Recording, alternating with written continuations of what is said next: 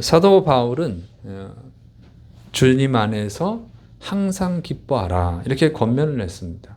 근데 항상 기뻐하는 것이 무슨 뜻일까요? 24시간 동안 항상 기뻐하라고 하는 뜻일까요? 이 성경을 해석하다 보면 어려운 부분들이 있고 그러다 보니까 성경을 해석하는 데 있어서 조금 잘못된 해석을 하는 경우들도 있습니다. 그래서 이 성경은 우리가 참 주의해서 해석을 해야 되는데 이런 비슷한 논쟁이 있었어요. 제가 신학교를 다닐 때 데살로니가 전서 5장 17절 말씀 쉬지 말고 기도하라. 자, 이 말씀 쉬지 말고 기도하라고 하는 말씀이 무슨 뜻이냐? 이제 교수님이 학생들에게 질문을 한 거예요. 쉬지 말고 기도하라. 그럼 24시간 동안 계속 기도하라는 뜻인가? 여러분 24시간 동안 계속 기도하는 것이 가능합니까? 그래서 이제 학생들이 이런저런 주장을 했어요. 이런저런 의견을 냈는데 한참 이제 그런 의견이 나오고 이제 교수님이 어떤 교수님, 신학교 교수님하고 어떤 목사님 간에 있었던 이제 논쟁을 소개해 줬습니다.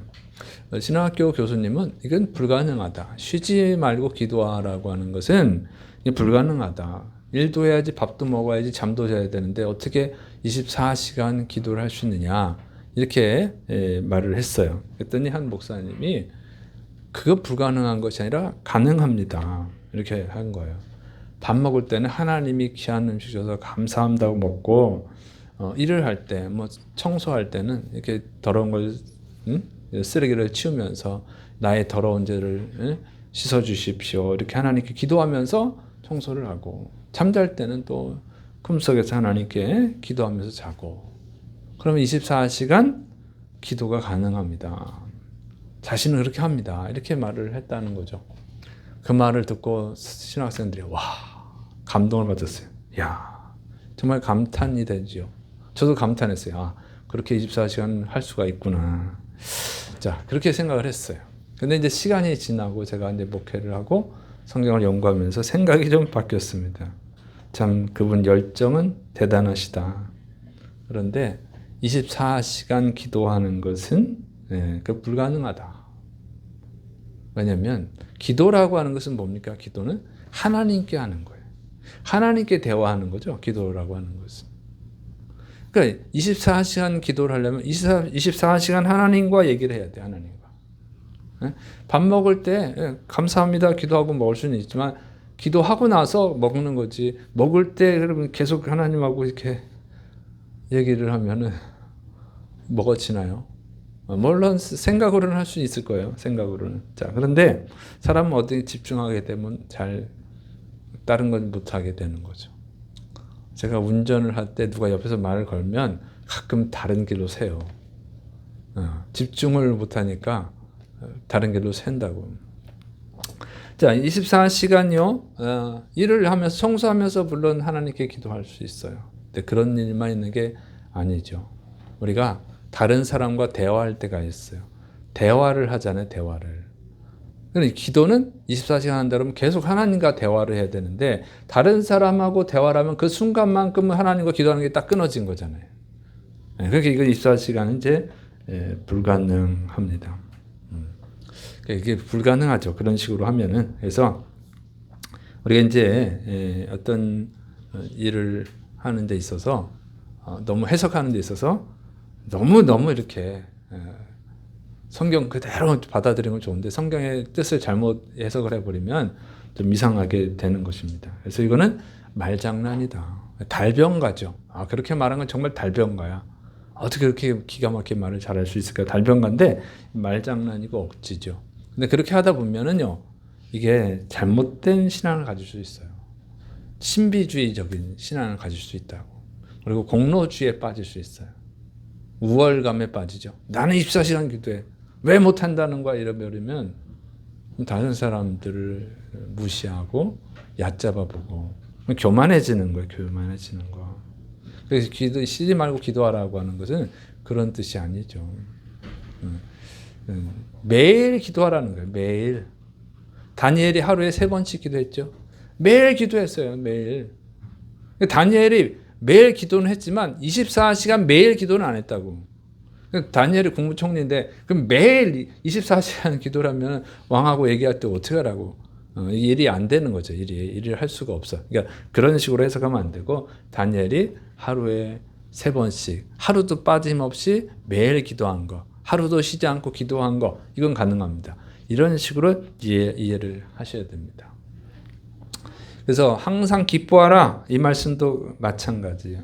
24시간 동안 기뻐하라는 게 아니죠. 우리가 24시간 동안 기뻐할 수가 없어요. 네, 그래서 24시간 동안 기도할 수 없다고 그랬죠? 하나 빠졌는데 우리가 꿈을 꿀 때 꿈속에서 하나님께 기도할 수는 있어요. 그죠? 근데 우리는 그렇게 거룩하지가 않아서 개꿈도 꾸거든요. 개꿈도. 개꿈을 꾸는데 어떻게 기도해? 그래서 24시간 동안 기뻐하라고 하는 거 그거는요 불가능한 얘기입니다. 왜냐면 우리가 아플 때가 있어요. 아플 때는 속상하잖아요. 일이 잘 안 될 때는 속상하잖아요. 그러면 기쁘지 않지 그 순간에는. 그리고 일을 하는데 계속 24시간 동안 기뻐가지고 웃으면서 일을 하고 있으면 사람들이 어떻게 생각했어요? 저 사람이 실성했나? 이렇게 생각했죠. 조금 웃을 때는 뭐 기쁜 일 있어 이렇게 하겠지만 계속 웃으면서 하면은 무섭죠. 무섭다고 저 하얀 집에 저 보내야 되나 이런 생각이 되는 거죠. 네? 그리고 여러분 우리가 사람을 만날 때 항상 기쁜 사람들만 만나는 게 아니에요. 즐거움만 있는 사람들만 만나는 게 아니고 아픈 사람도 만날 때도 있고 슬픈 일을 당한 사람을 만날 때도 있어요. 근데 그냥 웃으면서 지금 아파 죽겠는데 지금 지금 슬픈 일을 당했는데 웃으면서 하면은 조롱하는 걸로 보일 수 있죠. 그래서 그런 뜻이 아니에요. 그런 뜻이 아니고 이 사도 바울이 말하고자 하는 요점은 이 당시 사도 바울은 감옥에 있습니다. 그리고 성도들은 예수님을 믿음을 핍박을 받았어요. 전도를 하다 보면 사도 바울처럼 감옥에 갇힐 수가 있어요. 그런 일을 당했을 때 기뻐하라는 거예요. 응? 예수님 믿는 것 때문에 핍박을 당하더라도 전도하다가 감옥에 갇히더라도 기뻐하라 그런 뜻이에요. 왜? 핍박을 당하면 고통스럽죠. 욕을 먹고 구타를 당하고 재산을 뺏기고 감옥에 갇히고 사형을 당하기도 합니다. 그건 슬픈 일인데 왜 기뻐하라고 하는 것이냐 하는 거예요. 그런 상황에서 여기서 항상은 어떤 상황에서도 기뻐하라는 겁니다. 왜 그런 상황에도 기뻐할 수 있는가? 그것은요 주님께 받을 상이 있기 때문에 그렇습니다. 사도 바울은 주께서 오실 날이 가깝기 때문에 기뻐하라고 그러죠. 그런 상황에서도. 주님이 오신다는 거예요. 주님이 오신다는 것은 무슨 일입니까? 주님이 세상을 심판하러 오시는 날이에요. 그 주님이 세상을 심판하러 오실 것이기 때문에 기뻐하라는 거예요. 왜 기뻐해야 되냐면 마태복음 5장 10절 12절 의를 위하여 박해를 받은 자는 복이 있나니 천국이 그들의 것임이라. 나로 말미암아 너희를 욕하고 박해하고 거짓으로 너희를 거슬러 모든 악한 말을 할 때에는 너희에게 복이 있나니 기뻐하고 즐거워하라. 하늘에서 너희의 상이 큼이라. 너희 전에 있던 선지자들도 이같이 박해하였느니라. 예, 정말로 예수님을 잘 믿고 그러면 박해를 받는단 말이에요. 근데 박해를 받으면 속상하겠지만 기뻐하라는 겁니다. 왜냐하면 그러면 하나님이 상을 주신다는 거예요. 큰 상을 주신다는 거예요. 그래서 여러분이 이 주님이 오시는 날은요. 세상의 악인들, 죄인들에게는 그날은 불행의 날이에요. 하나님이 심판하는 날이니까. 그들은 모든 행복이 끝나는 거예요. 그리고 지옥에서 영원히 고통당하게 될 겁니다. 그런데 주님을 위해서 핍박을 받은 의인들에게는 그날이 행복이 시작되는 날이에요. 상을 받는 날이에요. 하나님이 상을 주신단 말이에요. 그래서 지금 고난 당하는 것이 그날에 받을 상을 쌓고 있는 거예요. 그러니까 기뻐해야 된다 그 얘기입니다. 그러니까 이런 거예요. 국가대표 선수들 있죠? 운동선수들이 소망이 뭐예요? 국가대표가 되는 거죠. 그래서 열심히 훈련한단 말이에요. 근데 국가대표가 되면 더 힘들죠. 훈련이 더 힘들어. 왜? 다른 나라 선수들과 경기에서 이겨야 되니까. 올림픽 경기에서 월드컵 경기에서 이기려면 여러분 다른 나라 선수들도 열심히 훈련하기 때문에 그들보다 더 열심히 훈련을 해야 이길 확률이 높잖아요. 그래서 국가대표가 되면 힘든 거예요. 아주 고생을 해야 됩니다. 근데 국가대표로 뽑히고 싶어 하죠. 국가대표로 뽑히고 나면 아주 힘든 훈련을 받지만 아니 나 국가대표 안 하겠어요. 힘들어서 못 하겠어요. 하는 사람 별로 없어요. 그 힘든 걸 참아냅니다. 왜? 올림픽 경기에서 메달을 따면 여러분 고생한 거 이상의 상을 받잖아요. 기쁨이 있잖아요. 그래서 그 훈련을, 고통스러운 훈련을 견뎌내는 거예요. 상을 받을 때 기쁨을 생각하면서 그걸 이겨내는 거죠. 그래서 이 예수님 믿는 것 때문에 고난을 당해도 기뻐해야 하는 이유가 그거예요. 상을 받을 거거든요. 그래서 사도 바울은요, 로마서 8장 18절에 생각하건대 현재의 고난은 장차 우리에게 나타날 영광과 비교할 수 없도다. 자기가 이 고난 당하는 것 때문에 하나님께 큰 상을 받을 거야. 그걸 생각하니까 기쁜 거야, 지금. 이 상을 얻기 위해서 반드시 필요한 거거든요. 그래서 이 고난을 생각하는 것이 아니라 상을 생각하는 거예요, 상을. 운동선수들이 지금 이 훈련의 고통을 생각하는 것이 아니라 금메달 땄을 때 얻게 될 그 포상, 인기, 명예 이런 걸 생각하고 참아내는 것 같은 거죠. 그래서 기뻐하라는 것입니다. 자, 두 번째로 주님이 오실 때는요, 새로운 존재로 변화됩니다. 빌립보서 3장 20절 21절 그러나 우리의 시민권은 하늘에 있는지라 거기로부터 구원하는 자 곧 주 예수 그리스도를 기다리노니 그는 만물을 자기에게 복종하게 하실 수 있는 자의 역사로 우리의 낮은 몸을 자기 영광의 몸의 형체와 같이 변하게 하시리라. 자, 이 세상에서 사는 동안 우리 인간의 육체는 불완전하죠. 그래서 배고픔을 느껴요. 질병에 걸려서 고통을 당합니다. 그래서 죽기도 합니다. 사고를 당해서 장애를 입기도 하는 거예요. 이게 몸이 연약한 몸이에요. 그다음에 죄의 유혹에 또 연약해. 죄의 유혹에 넘어가죠. 하나님의 뜻에 순종하지 못할 때도 많아요. 이게 몸이 불편해. 그런데 예수님이 오시면 우리를 완전히 변화시킨다는 거예요. 예수님의 부활의 몸과 같이 변화시켜 주신다는 거예요. 지금은 늙고 병드는 몸이에요. 그런데 주님이 오시면 젊고 건강한 몸이 됩니다. 주님이 오시면요, 지금은 못생겨가지고 막 성형수술하는 분이죠. 그때는 다 미남미녀가 돼요. 성형수술할 필요가 없어. 가장 아름다운 자가 되는 거예요. 뭐 보톡스 맞고 이럴 필요가 없어. 그리고 그날은 더 이상 이 죄에 약하지 않아요. 죄를 이기는 몸이 됩니다. 거룩한 몸이 되는 거예요. 완전히 변화되는 거예요. 지금 연약한 몸이란 말이에요. 근데 그걸 생각하면 행복해지는 거예요. 여러분. 이렇게 조는 몸이 있잖아요. 주일날에도 이렇게 설교 때 조는 몸이 있어요. 그날 변화되면 졸지 않습니다. 자, 여러분. 지금 뭐 다이어트 하려고 막 해도 실패하고 그런 분들 있잖아요. 여러분, 그날 다이어트 안 해도 됩니다. 믿습니까? 얼마나 행복해. 너무 못생겨가지고 막 성형수술 하려고 하는 분들, 왜 하는지 모르겠지만, 이뻐지는 것을 기대하고 하는 거잖아요. 여러분, 그거 비교할 수도 없는 정말 아름다운 몸을 갖는 거예요. 그리고 거룩한 몸을 갖는 거예요. 죄에게 지지 않는, 죄를 짓지 않는. 그런 걸 생각하면 너무 행복한 거지. 주님이 오실 날이 다 됐다, 이러는 거예요. 그래서 그것을 생각하면서 기뻐하라고 하는 것입니다. 근데 이 기쁨만 있는 것이 아니죠. 그날은 정말 기쁜 날이에요. 이 주님이 오시는 날 살아남아 있는 자들만 기쁜 게 아니에요.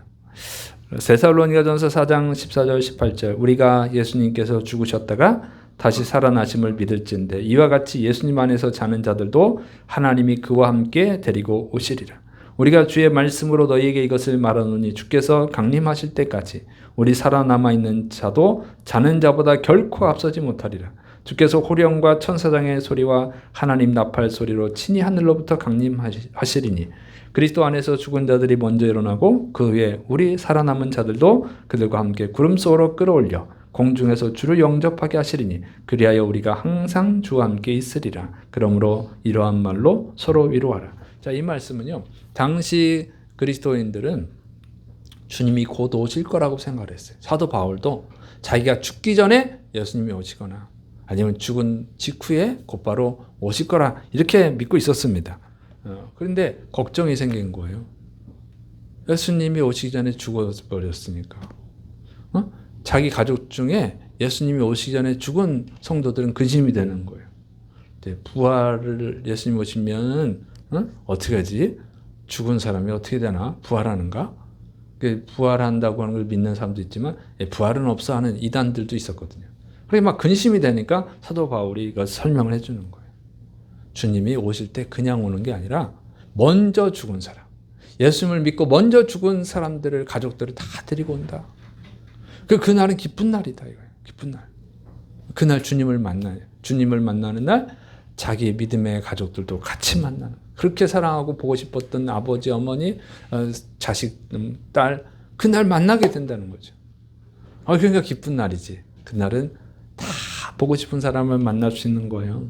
예수님 안에서 같이 믿음 생활하는 사람들 다 보는 거예요. 그러니까 이것은 축복의 날이다 이렇게 가르쳐주고 있습니다. 그래서 근심하지 말라고 하는 거예요. 그리고 예수님 안에서 죽는 사람, 예수님 믿고 죽은 사람, 예수님 오시기 전에 죽는 사람, 그 사람은요 먼저 기쁨을 얻는 거예요. 천국의 기쁨을 먼저 얻는 거예요. 그러니까 이걸 가르쳐 주는 거예요. 그러니까 뭐 걱정을 하는데 걱정하지 마. 먼저 기쁨을 얻을 거예요. 그래서 이 기쁨을 생각하면서 기뻐하라고 하는 거예요. 그래서 지금 이 세상에서 우리가 고통스러운 게 많잖아요. 죽음이라고 하는 것을 사람들은 제일 큰 고통으로 생각하죠. 사람들은 죽음을 제일 무서워해요. 근데 성경의 가르침은 그렇지 않아요. 기독교인들, 그리스도인에게 죽음이라고 하는 것은 모든 고통이 끝나는 문이에요. 그리고 기쁨과 행복이 시작되는 문이야. 천국으로 들어가는 문이에요. 그러니까 먼저 죽으면 천국의 기쁨을 먼저 누리는 거예요. 그리고 천국의 기쁨을 더 많이 누리는 거예요. 왜? 우리 영원히 살기 전 하죠. 우리 영원히 살 거예요. 영원히 사는데 영원히 살더라도 먼저 죽은 사람은 먼저 영원히 사는 거잖아요. 나중에 죽은 사람은 나중에 영원히 사는 거고. 그래서 뭐 시간 차이 별건 아니지만 어쨌든 먼저 기쁨을 누리고 먼저 영원한 영광을 얻는 거예요. 그러니까 기뻐하라고 하는 것입니다. 그래서 사도 바울도 죽음 앞에서 기뻐하죠. 디모데후서 4장 8절. 이제부로는 나를 위하여 의의 멸류관이 예비되었으므로 주곧 의로우신 재판장이 그날에 내게 주실 것이며 내게만 아니라 주의 나타나심을 사모하는 모든 자에게 도니라. 죽음을 앞두고 이 디모데후서는 마지막에 사도 바울이 쓴 서신입니다. 죽음을 앞두고 이제는 의의 멸류관을 내가 받을 때가 됐다. 기뻐하는 거예요. 죽음을 두려워하지 않고 하나님이 예배해 주신 의의 멸류관을 내가 받게 됐다. 내가 그동안 수고한 것에 대해서 하나님 주시는 그 상을 이제야 받게 되었다 하고 기뻐하고 있다는 거예요. 이게 그리스도인의 기쁨이에요. 그러니까 주님이 오실 날만을 기다리는 거예요. 주님이 오시지 않으면 우리가 먼저 가겠죠. 먼저 가도 괜찮아. 주님을 만나게 되는 날. 그래서 기뻐하는 거예요. 이 기쁨을 여러분 정말로 주님을 믿은 사람이 알 수 있는 거예요. 그래서 지난주에 호레이쇼 스페포드라고 하는 사람이 불행을 당했다고 그랬죠. 부자였는데 전 재산을 잃어버렸어. 그리고 사랑하는 아들이 죽었어요. 또 사랑하는 4명의 딸도 바다에 빠져 죽었어요. 너무 고통스러워서 하나님께 간절히 부르짖으면서 원망하고 그랬던 그 사람이 갑자기 새벽에 대해서 기뻐하고 하나님을 찬양했다고 했죠. 왜 이런 일이 가능합니까? 하나님이 기쁨을 주시니까. 근데 그냥 기쁨만 주시는, 그냥 기뻐지나요? 소망을 주시니까 그러죠. 소망을. 어떤 소망을 주셨을까요? 저는 그렇게 믿어요. 네 사랑하는 아들, 딸 다 천국에서 평안히 쉬고 있다. 이런 소망, 믿음을 주신 줄을 믿으시길 바랍니다. 시편에 그런 이상한 말씀들이 있는 거예요. 부르짖다가 갑자기 찬양하는 거. 시편 43편 2절. 주는 나의 힘이 되신 하나님이시거늘 어찌하여 나를 버리셨나이까? 내가 어찌하여 원수의 억압으로 말미암아 슬프게 다니나이까? 이렇게 막 왜 하나님 나를 버리셨습니까?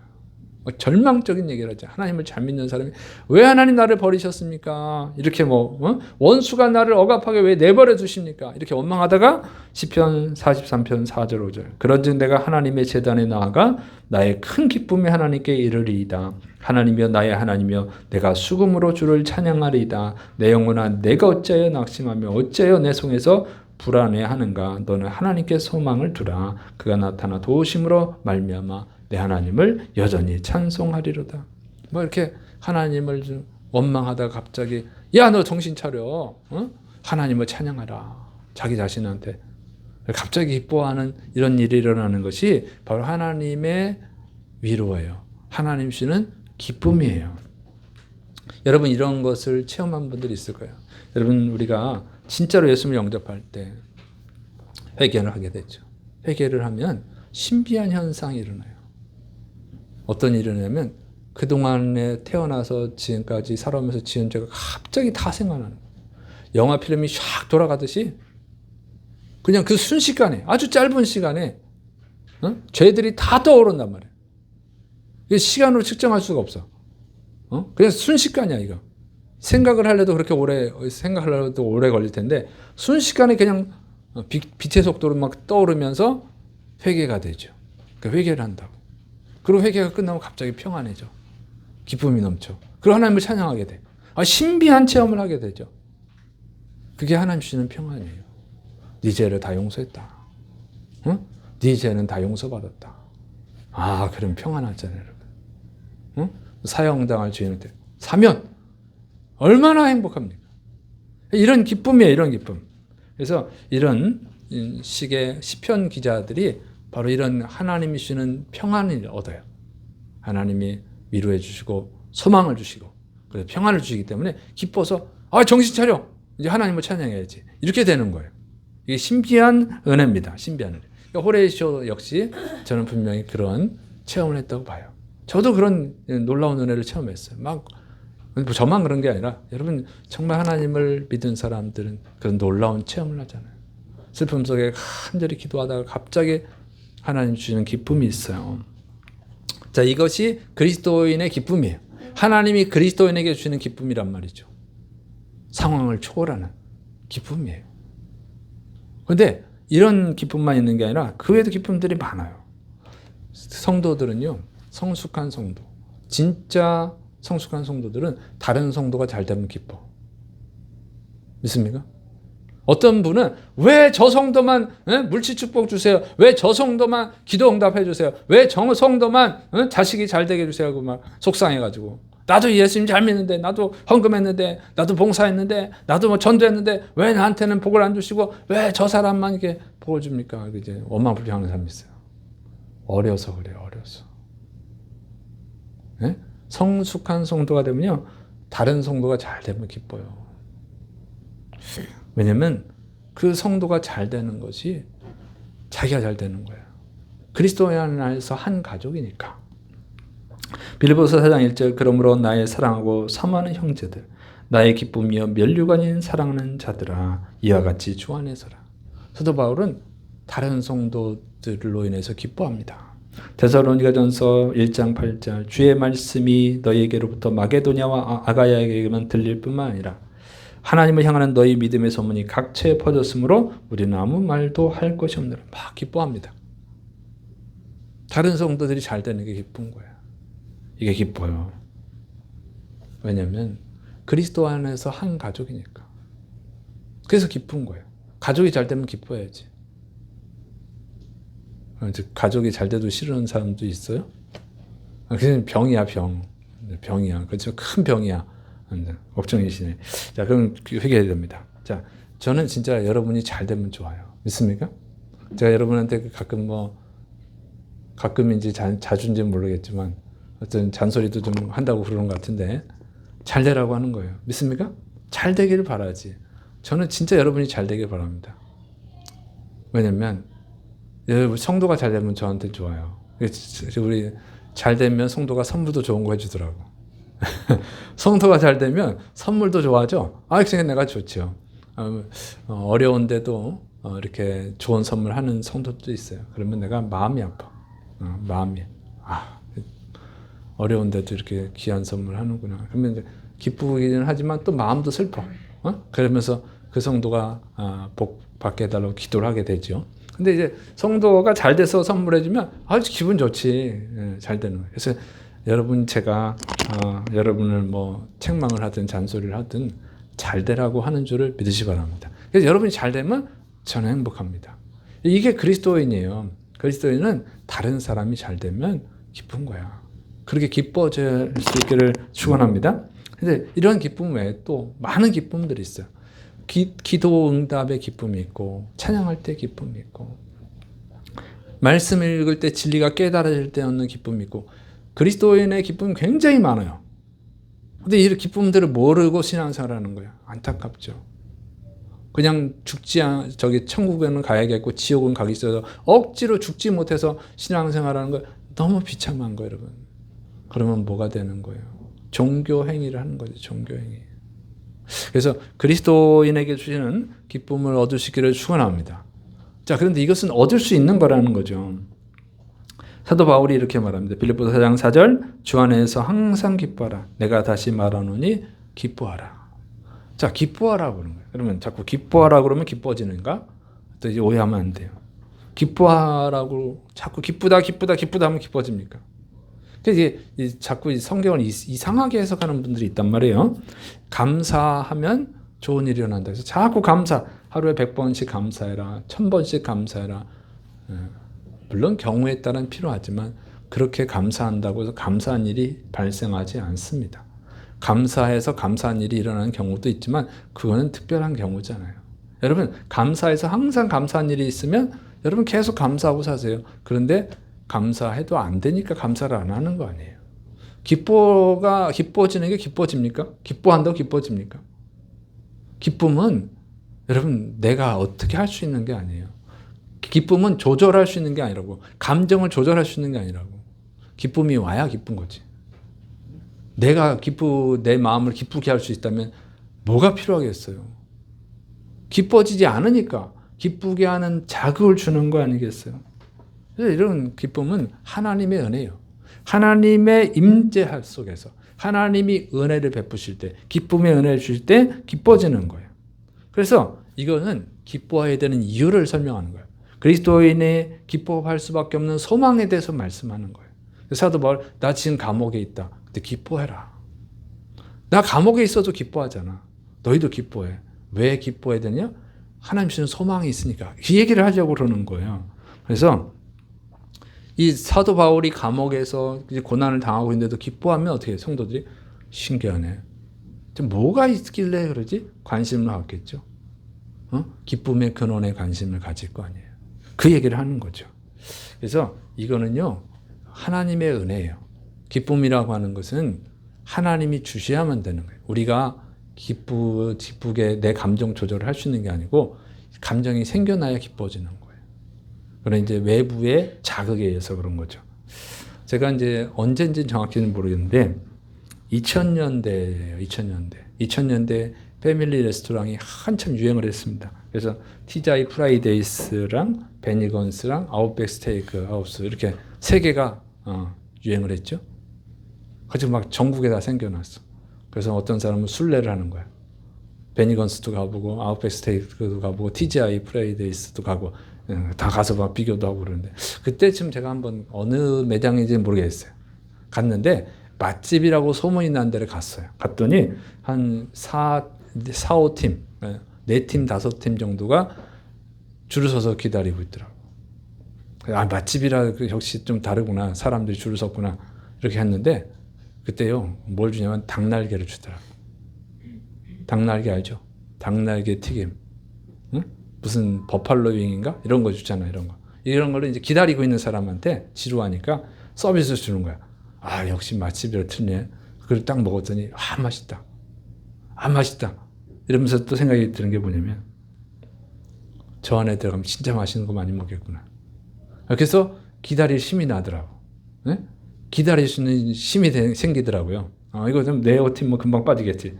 이렇게 기다리게 됐습니다. 여러분, 천국의 기쁨을 이 세상에서 맛보셔야 천국을 소망하게 되는 거예요. 믿습니까? 천국의 기쁨을 맛봐야 천국을 소망하게 되지. 죽은 다음에 천국의 기쁨이 있다는 것은 맛보지도 않았는데 그걸 어떻게 기다리냐고. 그렇게 하나님의 잔인한 분이 아니라고요. 하나님 은혜가 많으죠. 믿습니까? 우리 부활의 소망에 대해서 예수님이 가르쳐 주시잖아요. 먼저 죽은 사람을 살려주시잖아요. 예수님이. 죽은 사람이 살아날 수 있구나. 맛을 보게 한 거예요. 그리고 예수님이 부활하신다고 말씀하시잖아요. 처음엔 안 믿었지만 나중에 믿죠. 그리고 다 이해가 되는 거예요. 그래서 죽은 사람을 살렸구나. 이런 겁니다. 그래서 여러분이 하나님이 주시는 기쁨을 체험을 해야 돼요. 체험을 해야 돼요. 하나님 주시는 기쁨을 체험해야만 진짜 천국의 기쁨이 있구나라는 것을 알 수 있고 그 소망을 가지고 살아갈 수 있는 거예요. 그래서 기뻐하라고 말하고 있는데 진짜 기쁨을 얻으려면 어떻게 해야 되느냐. 주님과 동행하는 거예요. 기쁨이라는 건 뭐라고 했어요? 하나님의 임재 속에서 주시는 은혜예요. 하나님이 임재하셔서 기쁨을 주셔야 기쁨을 얻을 수 있는 거예요. 우리가 감정을 조절할 수가 없다고.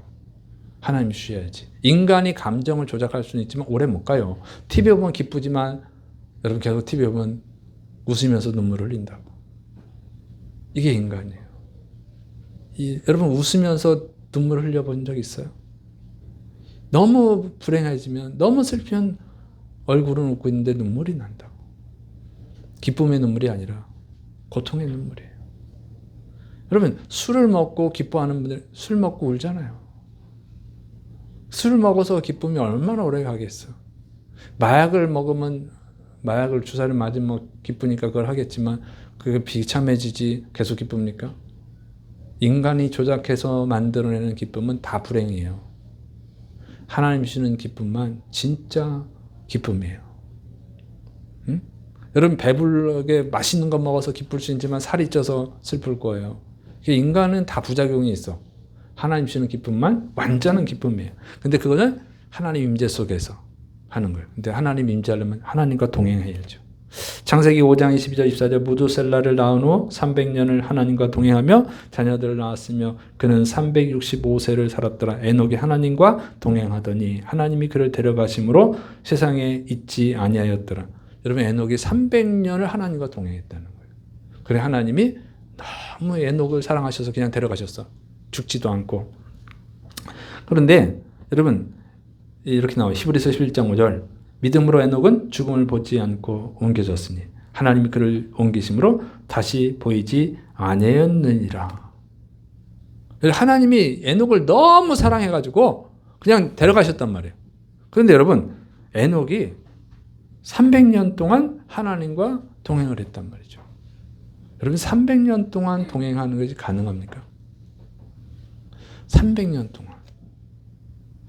여러분 한 사람과 300년 동안 살아갈 수 있어요? 이게 쉬운 얘기가 아니에요, 여러분. 300년 동안 동행한다? 동행하려면 어떻게 돼요? 300년이면 관두고 여러분 친구를 여러 번 사귀었을 거예요. 이 친구 만나다 안 만나고 저 친구 만나고 저 친구 만나다 안 만나고 이렇게 사람이 바뀌죠. 회사도 이 회사 다니다 그만 다니고 다른 회사 다니고 사람은 질려. 근데 사람이 계속 같이 가려면 어떻게 돼요? 계속 같이 가려면 조건이 뭐야? 기뻐야지. 그 사람과 같이 가는 게 기뻐야지. 믿습니까? 그 사람하고 영화 보러 갔더니 짜증나 이제. 그럼 그 사람은 영화 보기 싫지. 그 사람이랑 밥 먹으러 갔더니 짜증나. 그 사람 밥 먹기 싫어.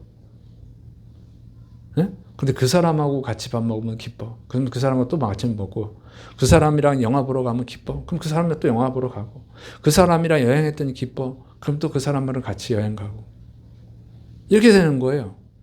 목사님들도 그래요. 제가 목사님 지방에 이렇게 보면 여행 갈 때가 있잖아요. 그러면 누구랑 같이 방 쓰라 그러면 안 간다고. 그 사람하고 방 쓰라면 안 간다고. 이런 분들이 있어요. 그 사람이랑 있으면 짜증나거든. 그 사람 있으면 화가 나. 짜증나게 만드니까. 불편하게 만드니까. 여행은 기쁘자고 하는 건데 그 사람이랑 있으면 기분이 나빠. 밥은 기분 좋게 먹으려고 그러는데 그 사람이랑 밥 먹으면 기분이 나빠. 그럼 그 사람하고 같이 안 가요. 여러분 300년 동안 하나님과 동행했다는 거예요. 300년 동안 하나님이 주시는 기쁨을 주셨으니까 하나님과 동행하죠. 믿습니까? 300년 동안 하나님을 믿었는데 300년 동안 기분 나빠. 그러면 어떻게 믿어요? 300년 동안 하나님이 기쁨을 주시니까 300년 동안 하나님과 동행하지요. 근데 기쁨이라고 하는 것은 상호작용하는 거예요. 자, 히브리서 11장 5절 그는 옮겨지기 전에 하나님을 기쁘시게 하는 자라는 증거를 받았느니라. 예. 300년 동안 하나님과 동행했는데 이 에녹도 300년 동안 하나님께 기쁨을 드리는 거예요. 그러니까 너는 세상에 두는 게 아깝다. 야. 천국에서 나랑 같이 살자 하고 하나님이 샥 데려가신 거예요. 믿습니까? 300년 동안 기쁨을 얻은 거예요. 에녹도 하나님께 기쁨을 드리고 하나님 또 에녹에게 기쁨을 주시고 이런 거예요. 그래서 이 300년 동안 동행할 수 있었는 줄을 믿으시를 축원합니다. 여러분 이렇게 신앙생활이 기뻐야지. 믿습니까? 계속 하나님 주신 은혜가 있어야 되는데 여러분도 하나님께 기쁨을 드려야지. 자, 그러면 에녹은 어떻게 하나님께 기쁨을 드렸을까요? 유다서 1장 14절 15절 아담의 7대 손 에녹이 이 사람들에 대하여도 예언하여 이르되 보라 주께서 그 수만의 거룩한 자와 함께 임하셨느니 이는 무사람을 심판하사 모든 경건하지 않은 자가 경건하지 않게 행한 모든 경건하지 않은 일과 또 경건하지 않은 죄인들이 주를 거슬러 한 모든 완악한 말로 말미암아 그들을 정죄하려 하심이라 하였느니라. 이 말씀 뭐냐면 이 에녹이 그 당시 사람들한테 니네가 하나님께 죄를 범하고 있다. 그 죄를 회개하라 그 얘기예요. 하나님이 심판하러 오실 것이다. 그러니까 에녹은 그 당시 사람들이 죄악 가운데 살았지만 그 죄랑 결별하고 사는 거예요. 에녹은. 그 세상 사람들의 죄를 따라가는 게 아니에요. 하나님의 말씀을 따라가는 거예요. 그리고 하나님의 말씀으로 그건 죄다. 하나님 심판하신다. 회개하라. 이렇게 돌이킨 거죠. 그래서 에녹은 세상 죄인들을 따라가지 않고 거룩하신 하나님을 따라가고 세상 사람들과 구별된 삶을 살아간 거예요. 그리고 그 죄인들에게 하나님의 거룩하심으로 초대를 한 거예요. 말씀으로. 이게 전도를 한 거예요. 전도. 쉽게 말하면. 그래서 하나님과 동행할 수 있었어요. 여러분이 하나님과 동행하려면 죄와 동행하면 안 돼요. 죄와 동행하면서 하나님과 동행할 수는 없어요. 그건 죄는 하나님을 기분 나쁘게 하는 거거든요. 하나님을 진노하게 하는 거거든요. 세상 죄를 다 좋아하면서 하나님이 나를 사랑하시겠지. 그런 일은 없어요. 죄를 회개하라고 하잖아요. 예수님의 처음 메시지가 뭐예요? 회개하라 천국이 가까이 왔느니라. 죄를 회개해야만 하나님과 동행할 수 있어요. 우리가 하나님과 동행하면서 매일 죄를 회개해야 돼요. 그래야지 하나님과 동행을 하고 하나님 주시는 기쁨을 얻지. 근데 이 하나님과 동행하기 위해서 그래서 가장 필요한 게 뭡니까? 기본적으로 두 가지예요. 여기서 이렇게 말합니다. 빌립보서 4장 6절 아무것도 염려하지 말고 다만 모든 일에 기도와 간구로 너희 구할 것을 감사함으로 하나님께 아뢰라. 그러면 모든 지각에 뛰어난 하나님의 평강이 그리스도 예수님 안에서 너희 마음과 생각을 지키시리라. 여러분 기도하라는 거예요. 간절한 기도. 기도 그냥 일반 기도. 그냥 기도 강조하는 거예요. 그러니까 기도를 하라는 거예요. 기도. 그래 하나님이 그리스도의 마음이 너희 마음과 생각을 지키실 것이다. 예수님이 기도를 해야 돼. 기도하시를 축원합니다. 무슨 기도? 하나님 뜻대로 사는 기도. 기도하라 했더니 뭐 자기 소원만 자꾸 얘기하지 말고 또 자꾸 해석을 해서 주실 줄로 믿습니다. 아직 안 주셨는데 주신 줄로 믿습니다. 미리 감사합니다. 이렇게 또 가르쳐주는 분들 있죠. 여러분 자꾸 성경을 이성향하게 해석하면 안 돼요. 이건 그런 게 아니고 내가 기도한 것 들어주셔도 감사. 안 들어주셔도 감사. 안 들어주시면 하나님의 선한 뜻이 있으니까 감사하는 거지. 믿습니까? 그렇게 감사하는 거예요. 그러면서 기도를 하면 나가야 돼. 기도를 해야 돼. 기도하면 누구한테 집중을 해요? 기도하는 순간은 하나님께 집중하잖아요. 기도하는 순간은 하나님께 집중하잖아요. 그 다음에 두 번째 하는 거 순종. 빌립보서 4장 8절 9절 끝으로 형제들아 무엇에든지 참되며 무엇에든지 경건하며 무엇에든지 옳으며 무엇에든지 정결하며 무엇에든지 사랑받을 만하며 무엇에든지 칭찬받을 만하며 무슨 덕이 있든지 무슨 기림이 있든지 이것들을 생각하라. 너희는 내게 배우고 받고 듣고 본 바를 행하라. 그리하면 평강의 하나님이 너희와 함께 계시리라. 하나님이 임재하신단 말이에요. 동행하신단 말이에요. 어떻게 하면 무슨 말이에요? 간단하게 하나님의 말씀에 순종하라는 거예요. 하나님의 말씀에 순종하면 하나님이 너와 함께 하신다. 근데 말씀에 순종하려면 또 집중을 누구한테 해야 돼요? 하나님께. 기도와 말씀에 그래서 기도로 하나님께 집중하고 하나님의 말씀에 집중하셔야 돼요. 하나님의 뜻이 뭐지? 무엇이 경건한 것이지? 무엇이 옳은 것인지 하나님 말씀 알아야지. 그러니까 말씀을 배우고 그 말씀에 순종하는 거예요. 그러니까 기도하고 말씀할 때는 하나님께 집중하는 거예요. 하나님께. 세상에 집중하는 것이 아니라 하나님께 집중하는 거예요. 그 하나님의 뜻을 찾고 하나님 뜻대로 살아가는 거예요. 그게 동행하는 거예요. 그게 하나님과 동행하는 거예요. 말씀을 배우고 그 뜻대로 살게 해주세요. 기도하고 그 뜻대로 살지 못했을 때는 회개하고 기도하고 계속 하나님께 집중하면 하나님의 임재를 여러분이 체험하게 되는 거예요. 그래서 하나님 주신 기쁨을 얻게 되고 그 기쁨을 얻게 되면 어떻게 돼요? 천국의 소망이 믿어지는 거예요. 여러분 맛집에 가보셨죠?들? 맛집에 가보면 어떤 현상이 나타납니까? 안 맛집에 가면 맛집 있고 안 맛집 있잖아요. 맛집에 가서 맛있는 걸 먹어보면 안 맛집에 가서 먹어보면 어떤 생각이 나요? 맛집 생각이 나. 아 그때 그 집이 제일 맛있어. 추어탕은 그 집이 맛있어. 밥 먹을 때 보면 그런 분들 있다고. 그래서 추어탕 먹으면 그 집 추어탕이 맛있어. 돈가스 먹으면 그 집 그 돈가스가 맛있어. 이렇게 말씀하시는 분들 있죠. 맛집에 먹어봤으니까 비교가 되잖아. 그래서 그 맛집이 생각이 나는 거예요. 그리고 또 그 맛집에 가죠. 역시 그것은 설렁탕은 그 집이 최고야 하고 그렇게 가는 거예요. 이렇게 됐잖아요. 맛집을 가봤어야 맛을 봤어야 그걸 평가를 하는 거예요. 여러분 주님의 임재 속에서 오는 기쁨을 체험했어야 천국의 소망을 갖는 거예요. 그게 믿어진다고. 그거 경험 안 해보고 주님의 임재를 경험 안 해보고 주님이 주시는 기쁨을 경험 안 해보고 천국의 기쁨을 믿고 어떻게 갑니까? 그럼 불가능한 거예요. 하나님 그렇게 잔인한 분이 아니라고. 인자하신 분이에요. 믿습니까? 여러분 탕자가 아버지 집으로 돌아온 이유가 뭐예요? 아버지 집에서 부자 아버지 집에서 풍요롭게 살았잖아. 마음껏 먹고 좋은 옷 입고 그렇게 살다가 아버지 재산 유산 주세요. 돌아가시 전에 제가 성공해서 올게 뭐 이런 식으로 해가지고 돈을 다 받아내가지고 가서 쫄딱 망했잖아. 자존심 있어서 돌아올 수는 없고. 그래서 돼지 농장에서 일을 하는데 돼지 새끼가 먹는 쥐염 열매도 안 주고 그러니까 무슨 생각이 나요? 아버지 집에서는 풍족하게 먹었는데 내 아버지 집에 노예 생활을 해도 이거보다 낫겠다. 그리고 아버지 집으로 돌아가잖아요. 아버지 집에서 행복을 누려봤기 때문에 아버지 집이 생각이 나고 아버지 집으로 돌아가는 거지. 응? 아버지 집에서 풍요를 못 누려봤으면 아버지 집이 왜 생각이 나겠어요?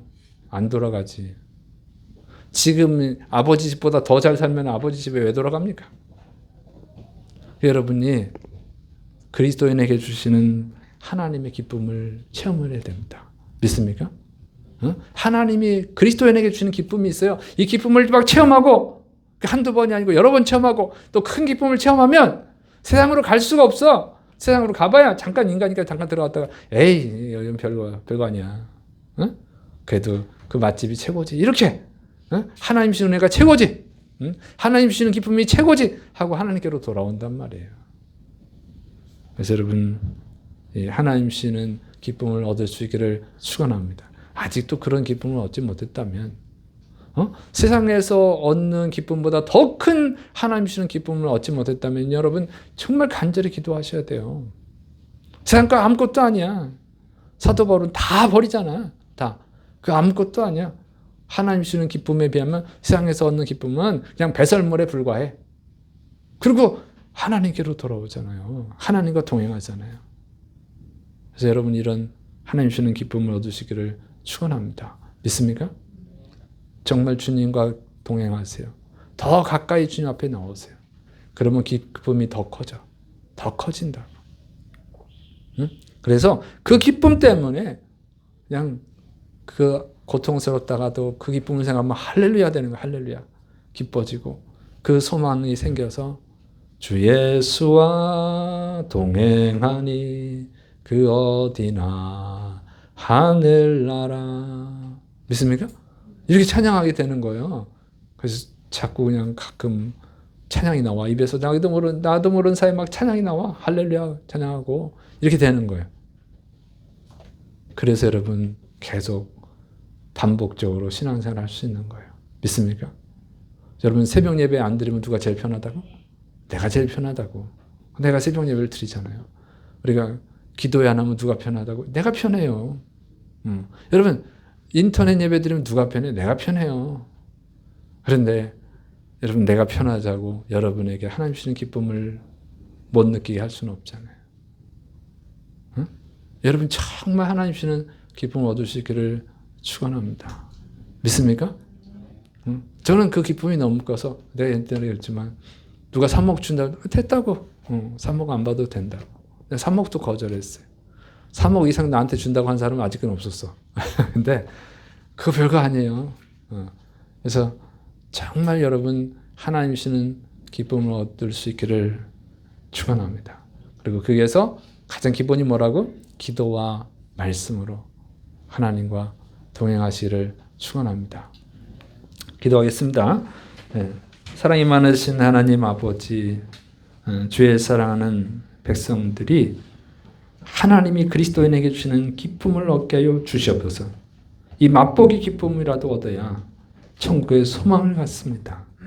하나님, 이 세상에 이 멸망받을 세상에 빠지지 않게 하시고 영원히 행복한 천국, 자신의 생명을 주기까지 사랑하신 가장 사랑하는 하나님의 아들 예수 그리스도와 영원히 천국에서 행복을 누리는 그 축복을 받는 주의 백성들이 되도록 붙들어 주옵소서. 주께서 역사하심 믿고 예수의 이름으로 감사하며 기도드립니다. 아멘.